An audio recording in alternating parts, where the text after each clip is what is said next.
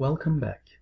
In this business finance lecture, we'll go over study problem 7-3 in page 246 from the 8th edition of our textbook. Here's a view of the problem. In this problem, we have a bond security and it has a maturity of 20 years with a $1,000 par value and it pays 7% coupon annually. The market price for the bond was $8.75 when the investor purchased this bond, and the required rate of return for that investor is 10%. With these givens, we are to calculate several things. The first one being the expected rate of return. So before we begin though, I would like to quickly calculate the coupon payments for this bond. So the payment is equal to 7%, that's the interest rate, of the $1,000 face value, and because it's annual compounding, we just divide by 1 or simply do nothing, and we get $70 of coupon payments annually. Having made this calculation, now we can begin to the first part of the problem to calculate the expected rate of return, and without any delay I would like to reproduce the third row of our financial calculator: payment and future value. In this question we are told this is a 20-year bond, so we have 20 here. The expected rate of return is the question, so I will stop here. And we are also told that the current price of the bond is $875. The coupon payments are $70. All I do is plug that figure in, and the future value, the face value of the bond, is $1,000. Now here we need to be really cautious about the signs of the dollars. Well, because present value is the price that we need to make sure to add a negative sign in front of the present value, whereas the coupon payments and the face value are cash inflows received by the investor, so they should be with a positive sign. So after all these entries, we can safely compute I over y, and it will come out as 8.30. And because this is an annual bond, we don't have to do any other further calculation. That's the expected rate of return for the investor.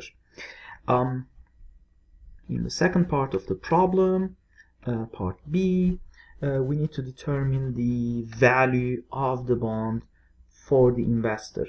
Now this part is, again, we need to make use of the same keys, though we will use them in a different way. We will input different numbers and see if we can get that valuation for the investor. Now the number of periods have not changed, still 20.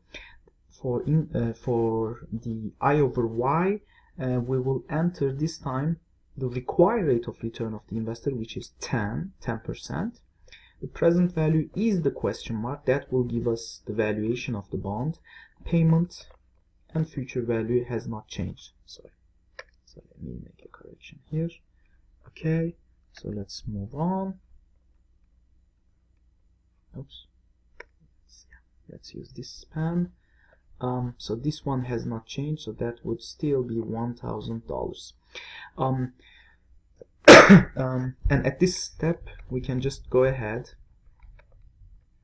and compute the present value this time, and having made this calculation you should be able to get $744.59. And at the last part we are to determine whether the investor should continue to hold this bond or he or she rather should sell it, and at that point You can either use the expected rate of return. Recall that we calculated in the first part the expected rate of return for this bond, and we need to compare it with the required rate of return. In this case, our expected rate of return is less than the required rate of return of 10%.